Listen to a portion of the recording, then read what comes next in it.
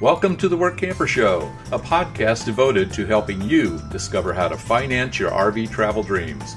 I'm Steve Anderson, the president of Workamper News. Each one of our episodes will either introduce you to people who are already living the RV lifestyle or to opportunities to work short-term jobs. You'll also learn how to hit the road the right way and make the most of every opportunity. Now let's turn over today's show to your host, Greg Gerber. Thank you, Steve. Today we're going to speak with a spunky young woman who, at nearly 70 years old, has been RVing for 18 years. Today's episode is sponsored by The Dreamer's Journey, a new online course and community produced by Workamper News. Life is way too short to keep your dreams on hold, so don't be held back by fear because you were designed for more. Get started in the RV lifestyle the right way with this comprehensive guide. For a monthly subscription fee, people can participate in 2 online webinars every week to learn things like what type of RV to buy, goal setting, how to budget for the adventure, developing a positive mindset, where to call home, and how to find a job or start a mobile business. All online events will be recorded for watching anytime. Subscribers can also join an open question and answer session once each month. For more information, visit www.rvdreamersjourney.com. I interviewed Marcia Mercer at the 2019 Workamper Rendezvous, where she provided a quick assessment of her involvement in that annual event. She holds the distinction of having attended every rendezvous since its inception. I asked Marcia to come back on the show to elaborate on her personal experience as a solo full-time RVer and about the types of jobs she has performed during the 7 years she's been workamping. She describes how she discovered the world of workamping while visiting a campground in Michigan with her husband many years ago. The owners gave her an old copy of Workamper News, which she stuck in a file. After she was divorced, Marcia came across that old issue and it sparked her imagination. So she joined Workamper News and quickly upgraded to a lifetime member. Then she attended the inaugural rendezvous event by towing her 19-foot camper from Michigan to Arkansas and back. By the time she returned, Marcia was convinced she wanted to jump into the lifestyle full-time. She has worked a number of jobs across the country and describes some of the tasks she performed and people she has met. In fact, she developed a friendship with another solo RVer about her age, and the 2 ladies are planning a months-long trip through the western United States. What Marcia really likes about workamping is the ability to move around the nation to visit all kinds of places. Enjoy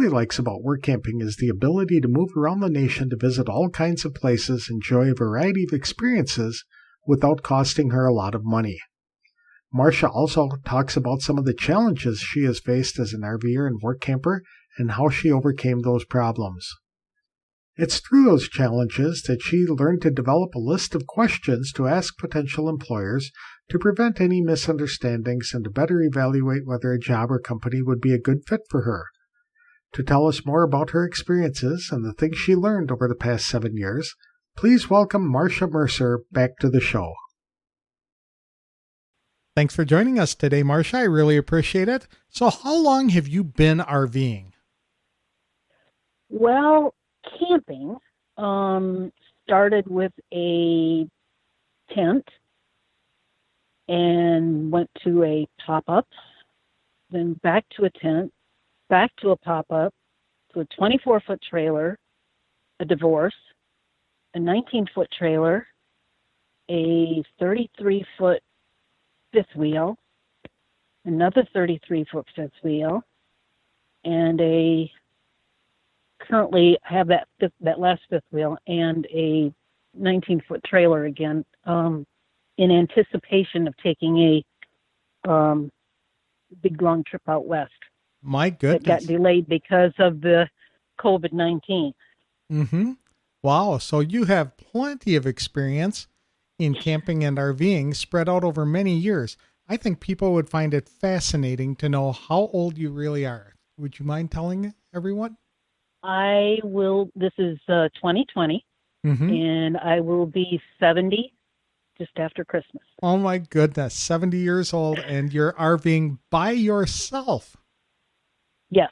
Yeah, and how long? Have been for 18 years, My 17, 18 years. 18 years as a solo RVer. That's neat. I bet you've had some incredible experiences along the way. Well, part of that time I was still working. I've actually been full-time solo work camper RVer since April of 2013. And that's been a travel from the west of the Mississippi. I've worked in Missouri to I-75 on the east side, running down that corridor between those, and spending my winters in Florida each year, and to be there with my elderly parents, who my dad just turned 92 in July, and my mother will turn 89 in about a week and a half. And so I go down every winter and spend as much time. The first 2 winters I was down there, I was working in Clearwater, and they're in Zephyr Hills. So I would work in Clearwater, then come over. But then the last 5 years, I've spent the whole winter with them in their park and working somewhere in that area. How long have you been work camping? Work camping since April of 2013. Okay, since April of 2013, and constantly work camping. You've always had a job, right? Mm-hmm. What attracted you to the work camping lifestyle? Well, when I was still married, we were at a campground up in West Branch, Michigan, a little county park, and we got to talk with the couple that was managing the small park. I don't know if they had like 50 or 60 sites. It was very small. And we would go up and spend a week or two, of our vacation up there, and talked with them and discussed, that we would like to RV around the country, see some of the sites like most people want to. And they at some point had given me a Workamper News, an older one that they weren't using anymore, a few months old, maybe a year or more. And I kind of filed it away. Well, then after the divorce, sometime along the end of 2010, I came across it in my files, and the 2 of my boys had kind of cobbled a desktop computer for me, so I got on there and checked it out and joined as a dreamer, and then upgraded to a lifetime member. And that was the spring that they had the first Workamper rendezvous. And I figured, okay, I want to go see the country. This is one way to do it. I wanted to find out everything I could so I wouldn't fall on my face. And went to that first one, drove from Michigan to Heber Springs, Arkansas, and back, and my little 19-foot travel trailer all by myself. Wow. And if your dad is in his 90s, a lifetime membership with Workamper News is going to pay off well for you. Yes. Yeah. Yes. Mm-hmm. Very good. What do you like most about the experience? Well, I think in addition to seeing and being able to be in a spot for a while so that you can experience the whole area, the best thing that's happened are some of the friendships I've made. Mm-hmm. Through either where I've work camped or from people I've met at Rendezvous. What are some of the fun or the best places that you've visited or had the opportunity to have a job at? Well, the first 2 summers were at Adventureland, just outside Des Moines, Iowa. And the very first person I met and got to know there was my friend Maggie Karam, and she's the one that we're going to be traveling on this trip out west. So we've kept in touch, even though it might be a couple of years in between when we actually see each other. It's, like no time has gone by. I met up with a couple last January at the Tampa RV show, and I had not seen them for a while, but they were the couple that I met the very first rendezvous I went to. And we're friends on Facebook, so I keep up with them. And it's just been it expands your horizons, your experiences. Every once in a while you find a bad acorn in the bundle, but for the most part, it's been so worthwhile. Okay. And it just is. And are there favorite parts of the country that you love to visit that maybe you discovered that you didn't think you'd like, but you wound up really falling in love with it? I don't think there's one place that I haven't enjoyed. I was in Wisconsin Dells in 2018 in the summer. Met up with Maggie. She came over and spent a few days with me, and we took the duck tour in the lower Dells. The boat trip on the upper Dells, went to a water show, and I can't remember the guy's name. It's Tommy like Bartlett. done on skis. That one, yes, Mm-hmm. Tommy Bartlett. And the House on the Rock, some caverns that we went to, and just thoroughly enjoyed that. So many places are like other places, and yet they have their own distinct differences that you can enjoy all of it. Okay, fair enough. Are there still places on your bucket list that you would like to get to? Oh, absolutely. Of course, the trip out west is the way we're kind of loose on it, but, it's going to be as many of the national parks and national whatevers that we can get to, and, whatever other things there are to see in the area, but that's going to be one of the things. And I'm almost tempted, if the timing is right, to go directly from that trip out west to the East Coast. Well, that's cross country and back. That's pretty adventurous. Yeah. When you talk about going to the west, are you talking about the southwest or the northwest? The whole kit and caboodle. The whole kit and caboodle. Anything from the east side of the Rockies, north, south, and to the west as far as I can go. You'll have plenty to see, that's for sure. Yeah. Because I don't know that I'll ever have the chance to go again, so I want to do it all. Okay. And are you going to be work camping during that time, or are you just traveling for fun? That will be a travel for fun. Okay. I've been work camping and, tucking away, and so that I don't have to stop and work camp, that we can just keep going on to the next fun, amazing site. Yeah. Yes. Okay. Yes. What kind of jobs have you done as a work camper? Most of my jobs have been in the office/store, mostly doing reservations. That's my niche.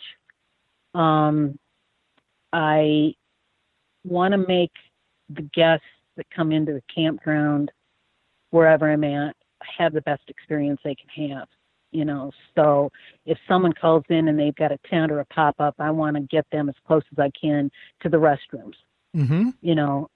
Because they're not self-contained, so they don't have those facilities with them. So I want to make it easy for them, or whatever works for them. I want to make sure that they have a good time. And last summer in 2019, I worked in Illinois back at a place that I had worked in 2016 doing reservations in store at that time. But last summer, I did what they call maintenance, which was the checkout portion of, as the guests were leaving, making sure the electrical was in the proper position and the cap was on the sewer and the water was not dripping and the fire ring was cleaned out, that sort of thing. And then after everybody was out and we started getting the guests arriving until the end of my shift in mid-afternoon, I would escort. Okay. And get them set up and, help them where the utilities are and make sure everything's all good for them. That's a very important position because it really does get people started off on the right foot with their vacation or their trip. Absolutely. Mm-hmm. And making sure that they're on the right site and they get in and out easily. And it is very definitely. Now you're working at Indiana Dunes State Park, I believe. It's not Indiana Dunes. It's Silver Lake. It's Silver Lake State Park, and it's Silver Lake Sand Dunes. Right across to the west, Silver Lake. Okay. And then there's another national. It's not a national park. It's a national something or other, seashore or something. Mm-hmm. Which would be Sleeping Bear Sand Dunes, which is just north of here, an hour or so. But they're both right along Lake Michigan. Okay. And are you doing the same jobs or the type of jobs at your current position? It's reservations. Okay. Super. Do you own an ATV so you go out on the dunes? No, but here they have a company that was started 90 years ago, Mac Woods Dune Rides. They have these big, they probably hold, at least a dozen people on these open dune buggies.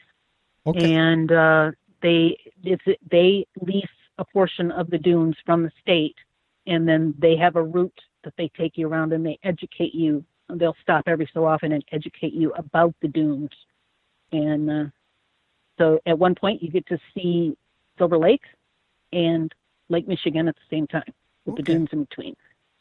As a work camper, what kind of perks do you normally enjoy?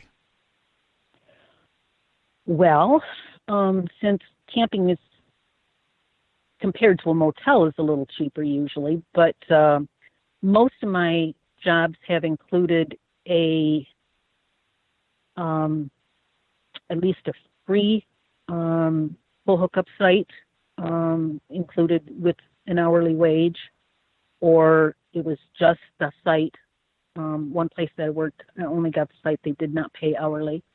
And another place I worked a few hours a week toward the cost of the site, plus an hourly. So it's been a really good proposition, for being able to move around and see places and not have it cost an arm and a leg. Some new people might wonder if they can afford to full-time RV just by work camping. Is it possible to do that if you get the right job and you get your site paid and you've got an hourly wage as well? It would depend on what your other expenses are. I don't really know. I've not budgeted it out. I know it works for me, but then at my age, I'm getting Social Security, and I'm drawing on my ex-husband's because he has passed away, and I qualified. So I have a good base, which covers most everything, but not everything. So I've got that hourly to supplemental, and that's kind of this summer and prior summers, it's gone into a savings account in anticipation of that trip. Oh, so you've been planning for this for quite a while. So we hope it happens here soon. That would be nice. Absolutely. Have you faced any challenges as an either work camper or an RVer? Well, other than the maintenance issues with an RV, I've had tires blow on the way up to Michigan from Florida last spring. I had a belt break on one of my truck tires, and I was in Kentucky, and I think it delayed me 4, maybe 5 hours, somewhere between there. But that's a maintenance issue. I was planning on replacing the tires when I got up here anyway, so it wasn't a big deal. I've had a leak, in the roof. Took care of that. Minor, appliance issues that were easily taken care of because I have taken the week-long RV maintenance tech course. Now that's being given at the Big Red Schoolhouse in Athens, Texas, through an RVTA, but I had taken it prior. I did that in 2014. Okay. Back down when in Florida. they were the Mobile RV Academy. Yes. Yeah. Mm-hmm. Yeah. At that time, it was mobile, and they were doing them all over the country. Now they have a permanent facility, and it, from what I've seen pictures of, it is great. I'm hoping to be able to stop there on our way west.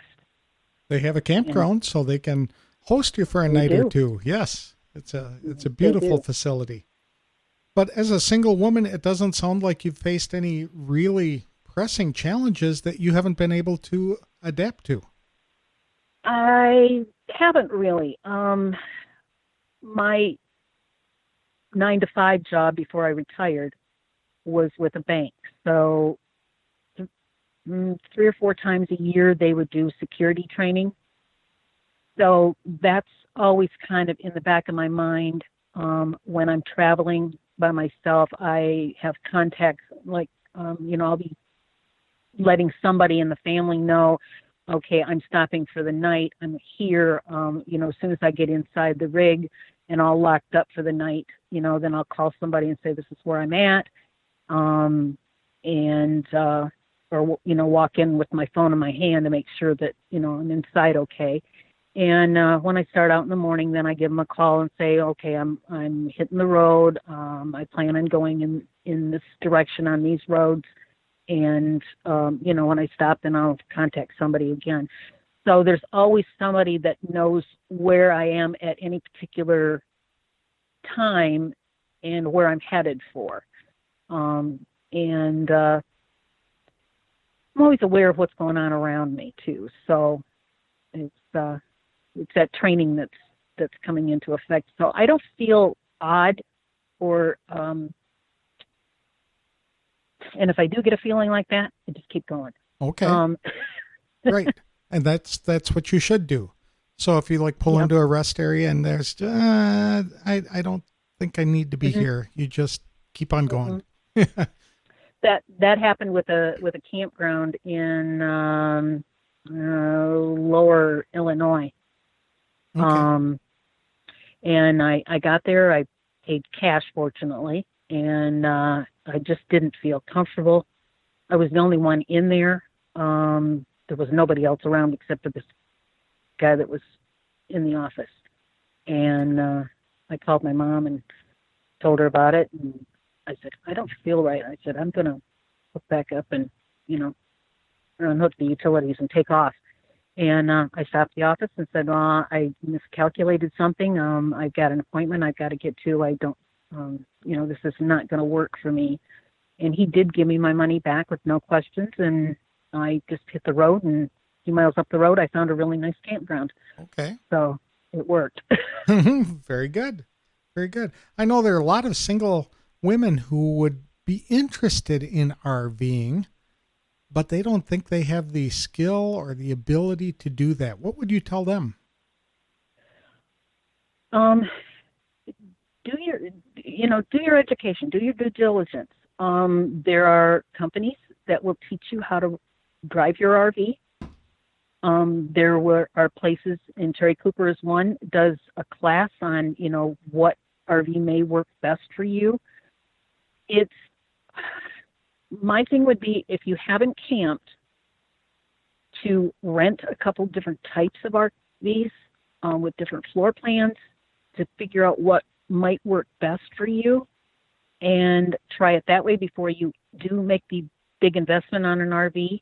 Have it, if it's used, and even if it's new, have it inspected, and take that maintenance class, or at least get the mini version, the little thumb drive or whatever it is that they have on, that RV Tech in a box. Yes. Because that's your support. Mm-hmm. That will give you your basic information that you need for maintenance. If something goes wrong, but it's your backup. Okay. And that was one of the best things I ever did. The absolute best thing I ever did was went to the first rendezvous, and then I've gone every year since. You have? Because I have. So this in October would have been number 10, but they've had to cancel that because of COVID. But people say, well, you're already doing it. You're living the lifestyle. Why do you go? I said, because I learned something every time I go. Yep. Or something will be said, oh, yeah, now, I remember. I heard that before, but I'd kind of forgotten it. I meet up with old friends. I make new friends. And because someone gave me that Workamper news all those years ago, this is my way to pay it forward to those that are dreaming and come to Rendezvous. Mm-hmm.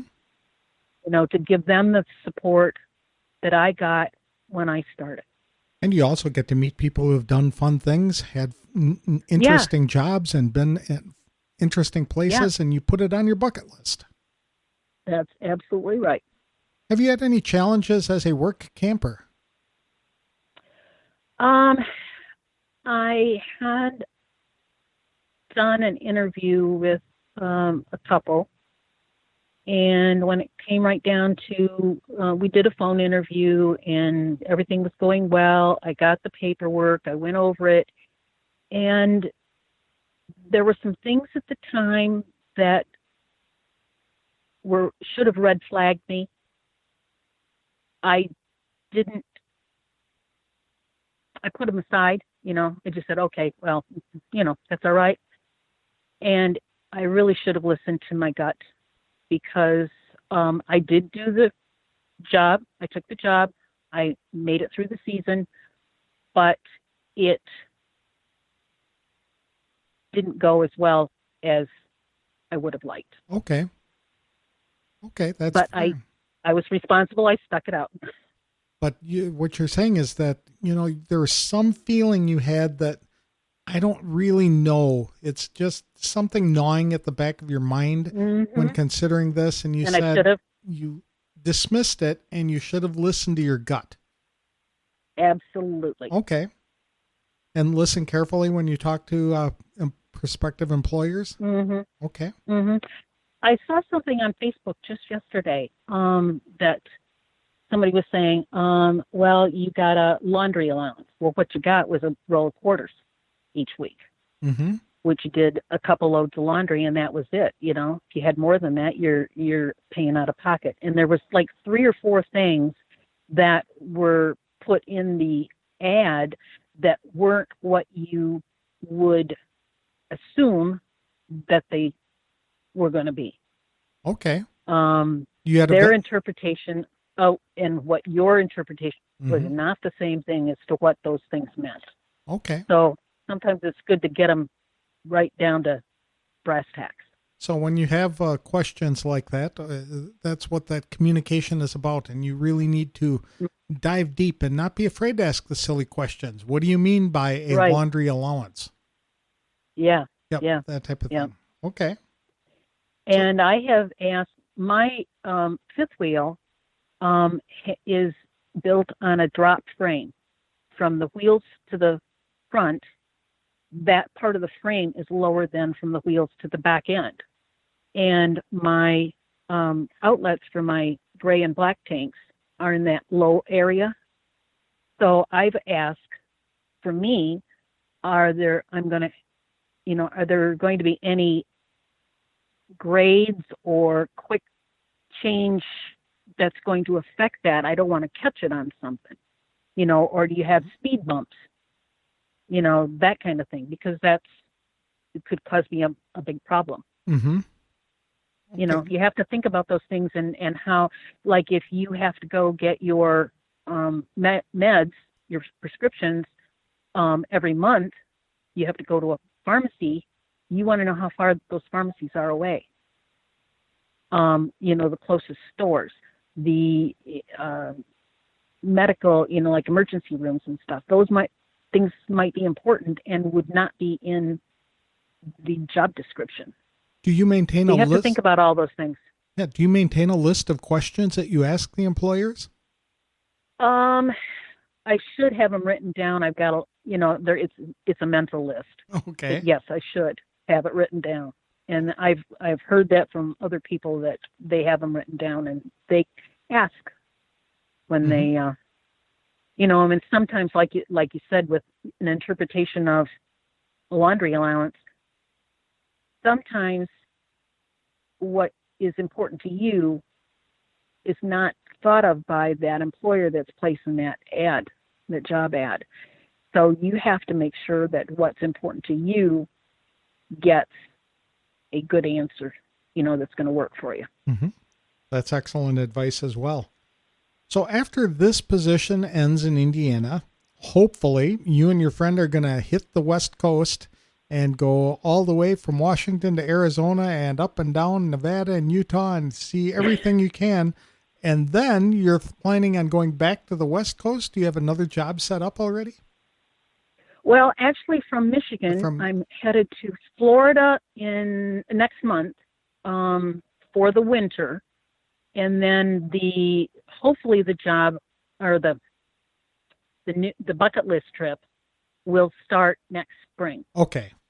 Because no way am I going to want to be in the Rocky Mountains in the wintertime. I suppose that's a very good point. Yes, absolutely. Okay. So you're heading down to Florida next. You're heading to Florida. Heading down to Florida. Mm-hmm. And you have a job already there? Yeah. The park where my parents are now, permanently, they're not traveling anymore. I've worked in the office there for 2.5 seasons. Okay. So I'll be going back there to work for this coming winter, and took a little more money away for that trip. Well, that'll be nice, because if you've been there for 2.5 seasons already, then you already know a lot of folks, and it'll be like going home. Oh, it is. It is. For the last few years that I was working, I had driven my parents down and back and then flew the other way for several years before I retired. And then when I retired, that was a little bit of a logistic problem, because I couldn't really drive them back up to Michigan for the summer. And my sister and brother-in-law took care of driving their car and my folks up. And then my parents actually sold out Michigan and moved to Florida permanently. And that was 7 years ago. And so they're down there all the time. And I had spent enough time when I had driven them back and forth that I knew a lot of people in the park. And so it's like going home, mm-hmm. Down there. And I'm sure that eventually I'm going to end up buying a park model there and spending, 5 to 7 months down there a year. But you'll never give up RVing? Not until I absolutely have to. Is there any advice that you would give to people who are considering becoming a work camper? Yes. Do your homework, especially if it's a couple. Well, even as a solo. Make sure that the RV that you have fits you. You can stand that small space. And if you're a couple, you can stand being together for long periods of time. But that you have your own corner you can go to if you need to. Mm-hmm. There's a couple here working this summer. It's their first summer work camping, and I know that they had done a couple years of research, and they found out very quickly that it wasn't for them. The position or work camping? I think just work camping in general. Okay. It may be that, they're in a 33-foot motorhome, I think. So maybe it's just not enough room. I don't know, but they're ready to go back to sticks and bricks. Okay. Of some sort. Okay. So it's not for everybody, but that's why I like your. If you're a camper and you do your research, you spend some time, maybe some shorter trips, a month, 2 months, before you actually, jump in full bore. Mm-hmm. That's the best advice I could give somebody, I guess, that, try it in small doses before you give up everything. And you don't have to give up everything. You can still keep that sticks and bricks and just use one season or the other as your work camping. Mm-hmm. Whatever works for you. It doesn't have to be a full-time 24-hour thing, but you still have to be able, for those months that you're doing it, or whatever time you are doing that, you've got to know that it's going to work for you, that you're going to be able to stand to be in a small space for long periods of time, either by yourself or together. I really like your advice that you had mentioned a little while ago about renting an RV first. And that would be a great opportunity to check and see if you'd really not only like that type of RV, but whether you would be able to handle the lifestyle. If that would work for you. And handle the RV. Mm-hmm. Right. And handle the RV, the backing, the maintenance, the setup, tear down, all of that's part of the lifestyle. But as a work camper, you're usually somewhere for several months. Mm-hmm. So it's not like you're moving that RV every few days or every week or 2 weeks, whatever, if you're traveling, that's what you're doing. Right. But when you're work camping, you're settled for quite a while usually. Mm-hmm. And you can always find a job generally in your local area where you can work a season or half a season and see if this is really something that you would like to do. Right. That is a great idea also, Greg. Very good. Well, Marcia, you are a wealth of information, and I really appreciate you taking time to share your story with us today. No problem. The one other thing I would tell somebody is if you can, go to the Workamper rendezvous. It's a wealth of information. They are different every year, although some of the seminars they do repeat because they're worth it. Mm-hmm. But they're always pulling new people in as presenters, and you find out as much sitting around with other people there as you do from the seminars. That's a good idea. Well, thank you again for the time. I really appreciate it. All right. Thank you, Greg. Have a great day.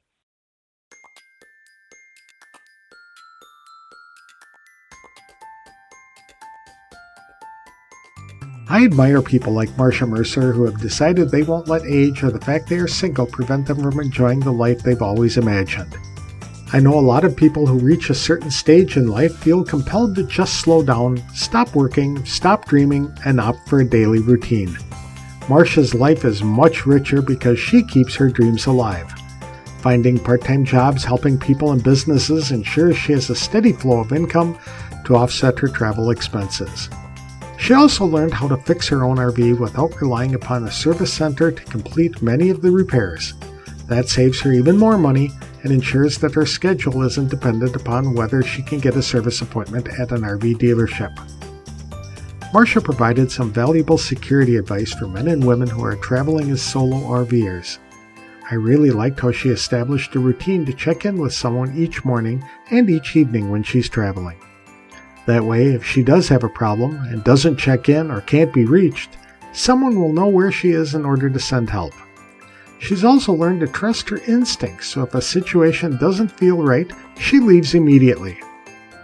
Even though she has nearly 2 decades of RVing experience and 7 years of work camping experience, Marcia still seeks out opportunities to learn more about the lifestyle. She's regularly adding new places to her dream list of things she'd like to experience.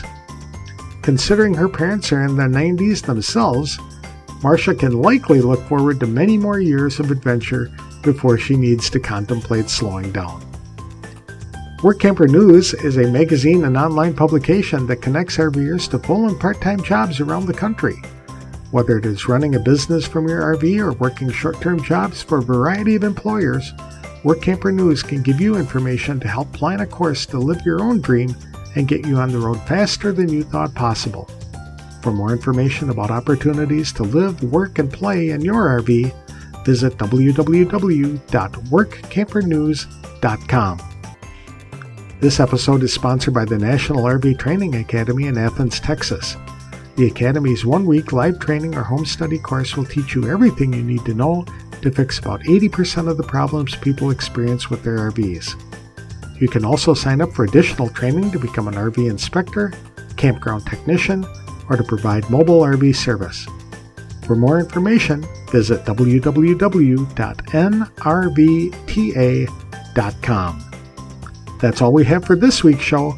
Next time, I'll speak with a couple from Arizona who's been on the road for almost 2 years. They'll describe their experiences and share some lessons they've learned along the way. Thanks for listening to today's episode of The Workamper Show.